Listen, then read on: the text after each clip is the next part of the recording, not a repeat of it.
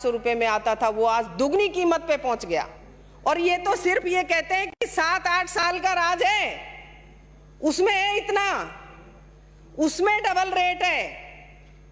7-8 साल में ही दुगनी रेट 400 से 800-900 पे पहुंच गया सिलेंडर।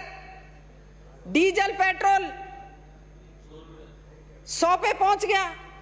और ये छोटे से शासन का है, ये देश की जनता के साथ क्या करना चाहती है भारत सरकार। एक के बदले एक कौन सी बहादुरी का सीना, ये ला देंगे वो कर देंगे, लेकिन कहां है? ऐसा आज तक 70 साल में कभी नहीं हुआ भारत देश में, कांग्रेस के शासन काल में, कि कोई इस तरह से इतने किलोमीटर तक भीतर घुस जाए भारत की सीमा में, कभी नहीं हुआ। ऐसे इसी को कहते हैं क्या कि देश को कहां ले जा रहे हैं? कुछ निजी कंपनियों को लाभ पहुंचाने के लिए किसानों के साथ ऐसा अन्याय कि अपनी मातृभूमि, ये धोरों वाली धरा को किसी निजी कंपनी को देने जा रहे हैं। वो अपनी फसल मर्जी से नहीं उगा सकेगा। कैसा कानून है? किसके लिए बना रहे हैं ये कानून? कोई मूल्य निर्धारित नहीं, मूल्य भी निर्धारित कंपनियां करेंगी।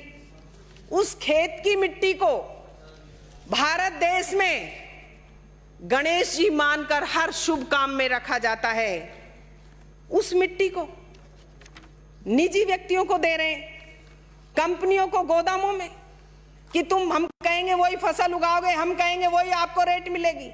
ये क्या करने जा रहे हैं? कम से कम अपनी मातृभूमि, जिसका शहीद प्राण त्यागते समय मातृभूमि की मिट्टी से तिलक करता है, उस मिट्टी को, उस धरा को देने जा रहे हैं।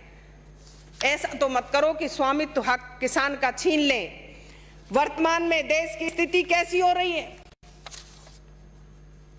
देश की रीढ़ की हड्डी अन्नदाता, जो इस देश का पालन पोषण करता है, पेट पालता है, पेट भरता है, और वो उस देश के लिए, उस किसान के लिए, उस किसान को वो सड़कों पर बैठा है, उसकी आय दुगनी करने के बजाय उसकी मातृभूमि तो मत छीनो, उसका खेत तो मत छीनो, उसकी शान है। भारत देश के किसान की शान बान उसकी मिट्टी है, उसका खेत है, उसका खलियान है, उसका धोरा है, उसे तो मत छीनो। सैकड़ों किसानों की मौत हो गई सभापति महोदय। कम से कम उनकी मौत से ही सबक ले लें देश के प्रधानमंत्री महोदय।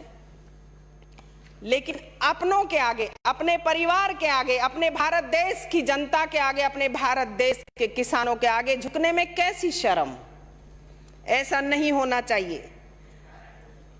बीजेपी काल में 2 बार गुर्जर आंदोलन हुआ, दोनों बार क्या मिला? गोलियां मिली और लाशें मिली, लेकिन कोई बात नहीं मानी। वो तो धन्य हैं राजस्थान के मुख्यमंत्री अशोक गहलोत जी, जिन्होंने गोली और लाशें तो बहुत दूर की चीज है, एक लाठी भी नहीं चलने दी और बात मानी। ये राजस्थान के मुख्यमंत्री कांग्रेस पार्टी की सरकार है। अभी पीडीएफ खाते खोले, कानून बनाया, लेकिन सरपंचों को रास नहीं आया, तो अपने परिवार के आगे, अपने परिवार की आज्ञा का पालन करते हुए राजस्थान के मुख्यमंत्री ने मान ली बात। ऐसे प्रधानमंत्री जो नहीं झुक रहे। बीजेपी काल में इस तरह के ये कानून बनाकर इस देश को कौन से कोने में ले जा रहे हैं, कौन सी गर्त में ले जा रहे हैं देश के प्रधानमंत्री महोदय। मन की बात करते हैं, एक बार बैठे हुए किसान से मन की बात कर लो, एक बार बैठी हुई महिला से बात कर लो कि आप क्या चाहते हो, और वो करें तो धन्यवाद। ये तो धन्य है देश के पूर्व प्रधानमंत्री जवाहरलाल नेहरू जी ने स्वामित्व का अधिकार दिया। कम से कम पिछली देखते हुए हरित क्रांति हो, पंचायत राज हो, वोट देने का अधिकार हो, कोई भी एक एक काम उठा करके गिन लें, और आपके 7-8 साल के कोई एक योजना तो ऐसी गिना दो जिससे कि आमजन को फायदा मिला हो।